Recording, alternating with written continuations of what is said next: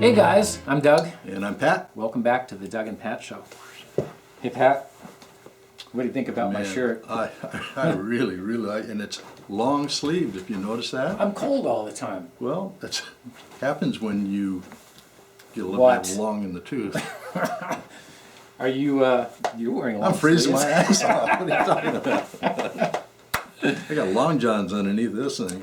And yeah, you know, the shirt will be available on the website, so we'll talk about that in a little bit. There's a couple good looking guys up I there know, too. I know. I think this looks kind of European. I don't know why it looks European, but I think it looks European.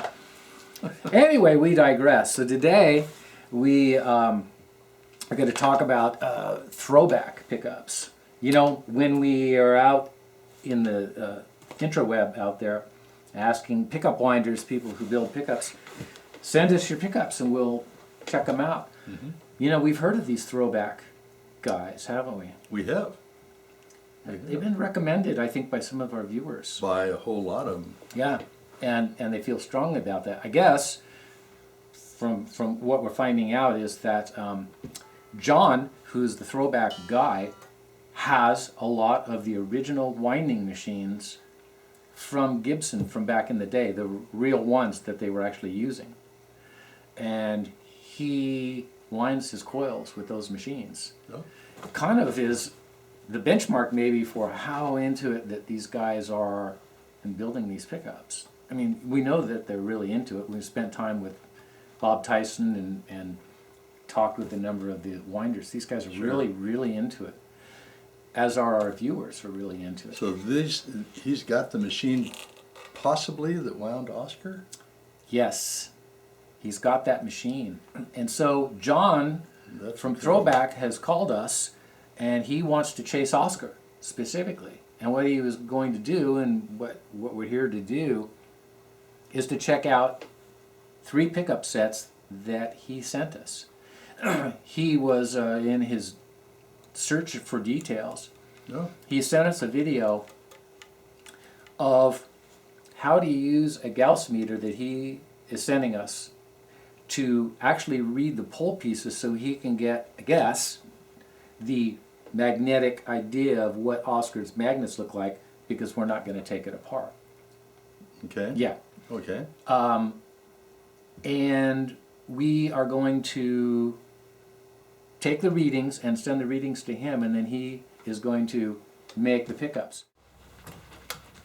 So this is the Gauss meter that John sent us, that we're going to use to read the pole pieces, I guess, individual pole pieces. You know, he sent us this video of showing us how to do this. I've never done that before, have you? No. Maybe it's a cell phone. Maybe it doubles as that. Why don't we, let's take a look at the video that John sent us showing us how to read individually these pole pieces so he can get an idea exactly what this magnet might look like underneath here, since we're not going to take it apart. Do I need to get some wire cutters? We're going to do that thing that we do sometimes when I do the repairs on your guitars, you know, when I take these pickups out and I put the Marshals in. Oh. No, I mean when I'm polishing the frets. We're just going to pull them back and tape them back. Okay. That work for you? Yeah, I don't care. Right. It's only a guitar. It's a little slab of wood. Sounds good. It's a lot more. Yeah. Here's the video. Just write it down for E, A, D, G, B, and E for each of for the neck pickup and the bridge pickup. And if you're not sure you got the highest reading, just do it again. But it's going to vary between each pole. It'll just give me an idea of the charge of the magnet. 348 for this is, yours are probably, I'm going to guess, be in the range of 180 to low 200s. But it'll be interesting to see. So. But he also sent us another video just now that I haven't seen it yet, but for some reason he felt that it was necessary to send us something else. So let's take a look at that, and then we'll move into the rest of the show. Okay. Hey Doug and Pat, this is John Gundry here from ThroBak Electronics. I'm here with legal counsel Matthew Quayle, and This may seem over the top, but he assures me that we have to do this to keep all the I's dotted with a project like this, because there's danger involved. So he's written this up for me to read. Here it goes. Doug and Pat, you must proceed with caution while taking pole screw readings. Due to the fact that the covers have never been off Oscar's PAFs, there may be dangerous levels of butyrate gas trapped under them. This is a little known fact. The gas has surely been activated by Doug's scorching licks heating up the magnetic circuit.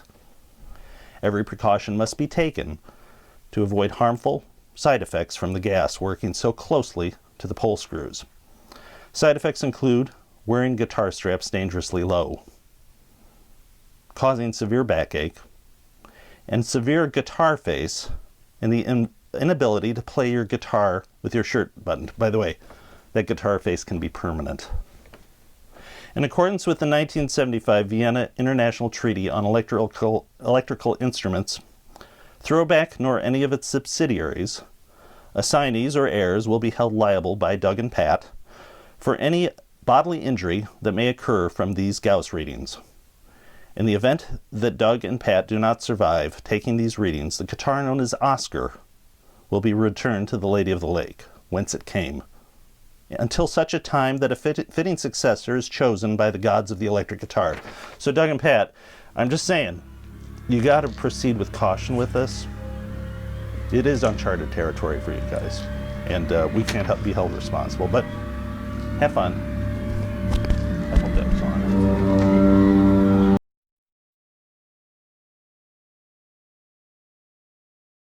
Okay, no reason to take any chances with this one, Patrick. No way. No way. I think we're going to be ready to take some readings here. You know, I had a colonoscopy one time. Yeah? What made you think of that? Well, so our hope is that we don't have any problems here. You ready? Yeah, the sweater hour. Let's go.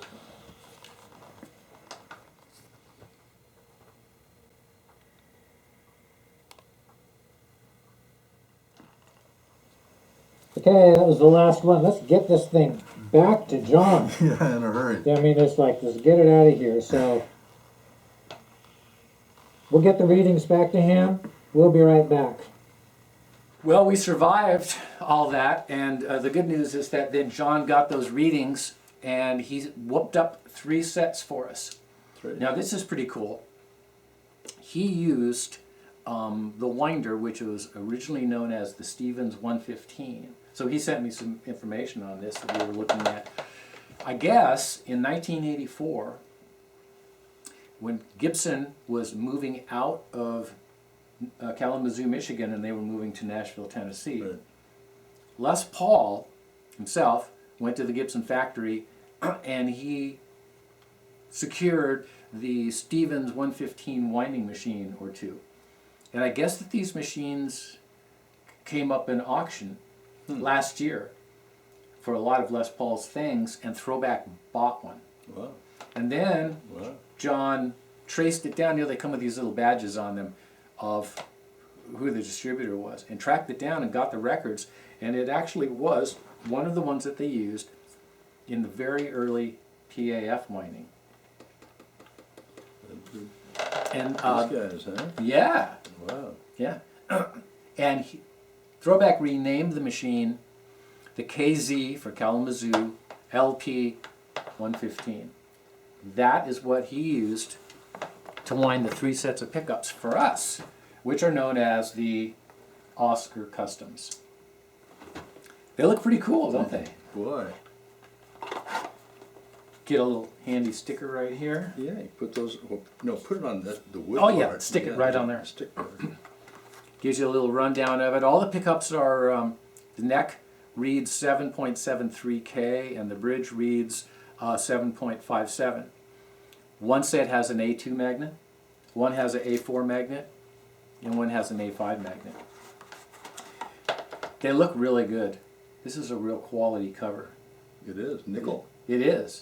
It's it just looks like what probably this looked like when it was brand new, when you bought it brand new. Yeah, back in 1958. Yeah, wasn't that on your 60th birthday? No, I'm kidding. Wow. So then what we decided to do is we would find the right guitar to put them in, because we're going to go up against Oscar on this, of course. We're chasing Oscar. This is one of Pat's guitars that he has. You Yeah. haven't seen this in a while? No. I just got it out of pawn. Oh, Hey, this is a R7. yep. What year is it? I don't know. 1492. What's it say? Oh, it's 2000. It's a 2000. Yes. We played a lot of our 9s and 8s and variety guitars, and this one sounds the best. So we've decided this is going to be the test guitar. Ironically, it also is a gold top that looks a lot like that one, except for the parts have been changed by somebody. Well, that way I could tell them apart. Oh, right. So you don't want to grab this to go play in a bar somewhere. No, you really don't. And this would be the guitar you'd put the sticker on, not that one. Well, I don't know about that. Well, somebody put a sticker on the back. So this guitar is the test guitar. It has a large neck on it. It sounds really, really good. It's a good guitar. So we're going to pop in the A2 and play it, the A4 and play it, the A5 and play it, and we'll play Oscar. Exactly the same kind of performance. We have a new, in our thing for wanting to be modern, like where we have cell phones now and stuff, and lights and running water. I have a flip phone. Okay, that counts. Pat, we now have one of these. You know what that is? No. This is, Oh, well, that colonoscopy that yes, I had. that's exactly what it is. Boy. It's sanitized. I know. Nasty. That's pretty big. This is a GoPro. And we're going to actually add GoPro by putting it on the headstock of the guitars. And that'll be an added for fun every thing. nick that you put in a guitar, what Bonamassa say? It takes $1,000 $1,000 off. off. $1,000 off. So that's going to be pretty cool. So let's start out with the A2. Okay. A2. You too? And so before I play something, people have wondered a little bit about what I play. Besides playing guitar. Yeah, they want to know if I play the flute. The emails that I have seen and have gotten, people are wanting to know why it is that you play those particular licks all the time. Uh-huh. And is there a scientific reason why he does this? We've talked about this, Pat. I know. In between your rant that you usually do about Jason, guitar maker, pickup maker in Seattle. Well, but I digress. Let's talk about that for a second. Who do you think? What? Gosh, oh no! Oh no! I said the Jason word. Oh no! Good question, Pat. Okay. Do you think that the majority of the people that we are communicating with are lead guitar players who have an interest in vintage lead guitar playing and then modern lead guitar playing? I mean, like I do. back from Clapton days up into modern playing like Bonamassa. I know we mentioned Bonamassa a lot, but he's really he plays vintage Les Paul guitars on Right. stage, and he plays traditional bluesy things, and then he plays more modern fast things. So I think that the people that are watching our show, that are buying guitars and are spending $500+ for a set of pickups, are not playing this.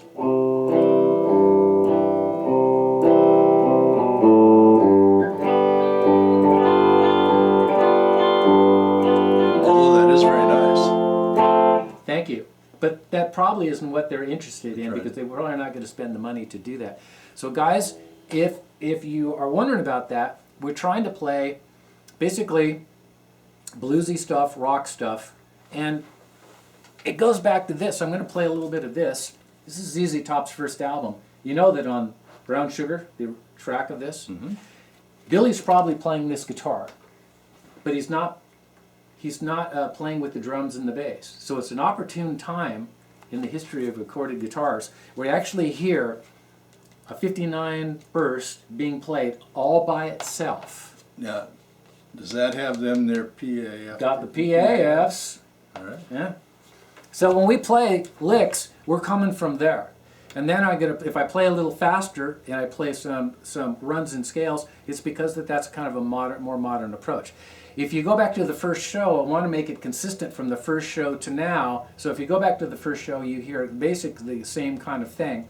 So I'm not going to play jazzy stuff. I'm going to play things that are appropriate to these kind of pickups. Right. And that's kind of the idea there. So if you find that it's not to your style, then it might not be your show. Oh, it would be their show. They just are not cool. Right, Pat, about that. Here we go.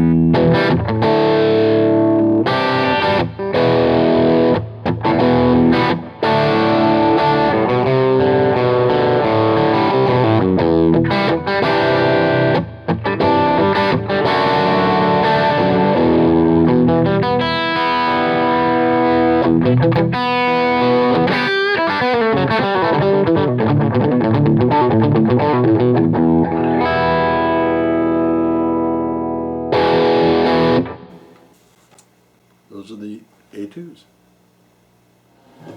A4.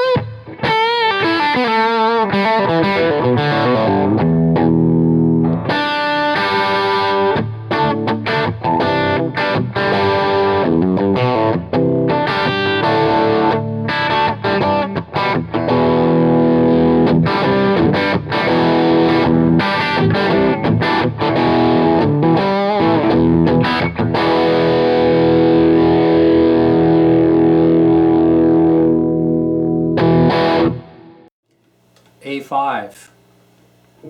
ThroBak. A5. Yeah.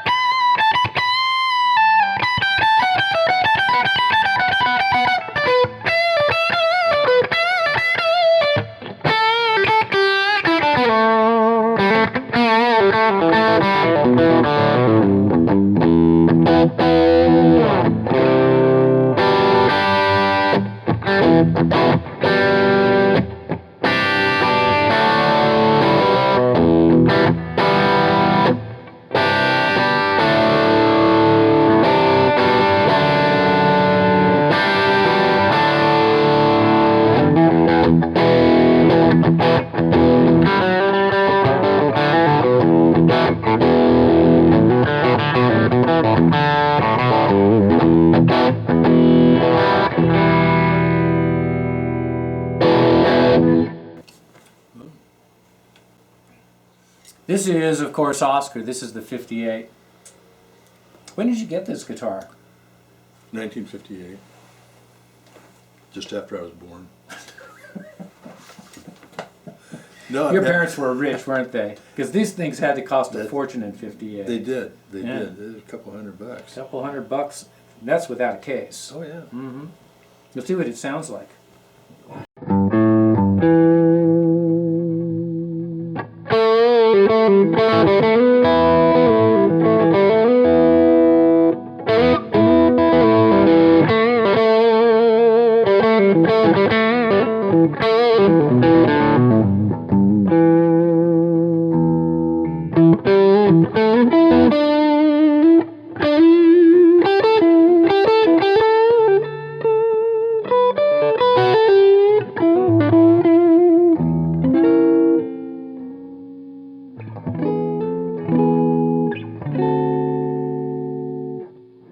That was a 6th chord, wasn't it? 7th.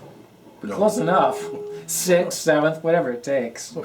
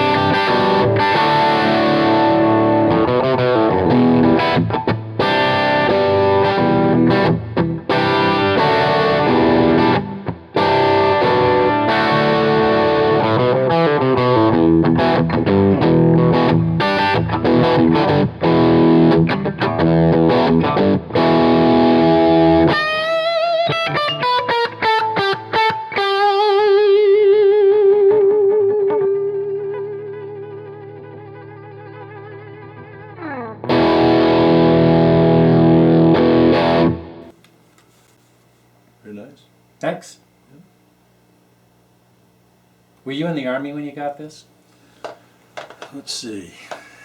No, I just got out of the Army. You know, it's the big one. Yeah, World War One. Yeah. You're lucky you made it out of there. It's, I don't... How were the Roaring '20s for you? I don't really want to talk about it. Is that when you first heard about Jason Lawler? That's... There's a restroom. Where are you going? I'm going to use a restroom. We're talking about Jason Lawler. We made it. All right. We didn't get hurt. Nobody got hurt. You got a little upset. Thanks, John at ThroBak, for sending us the 3 sets and the wiring harness. I don't know if we mentioned the wiring harness. No. Wiring harness is has the bumblebee caps on it. You can find the stuff on his website. The ThroBak.com, that's THRO with a little... Actually, you can't do that on the interweb. You have to just say THROBAK, ThroBak. Like right there. And you can go to our own website, thedougandpatshow.com, for the new merchandise. Nice You shirt. can get here. Thank Nice you. shirt. Thank you. It's nice and warm too. Yeah, I'll bet. And all the shows. So we've got that going for us. Now. Yeah, and you know, shout out also to Kevin from ThroBak, who we ran into at NAMM show, and you know, it was fun hanging out with him, and to the guys at 5 Star Guitar. For the strings. Yeah, fresh strings all the time on all the guitars, so they sound really great. Thanks to GoPro for charging me an arm and a leg for that camera thing. Hopefully that was worth it. That's boy. Yeah, that was pretty fun. Well, guys, on to the next shows. I'm Doug. And I'm Pat. See you next time. Bye.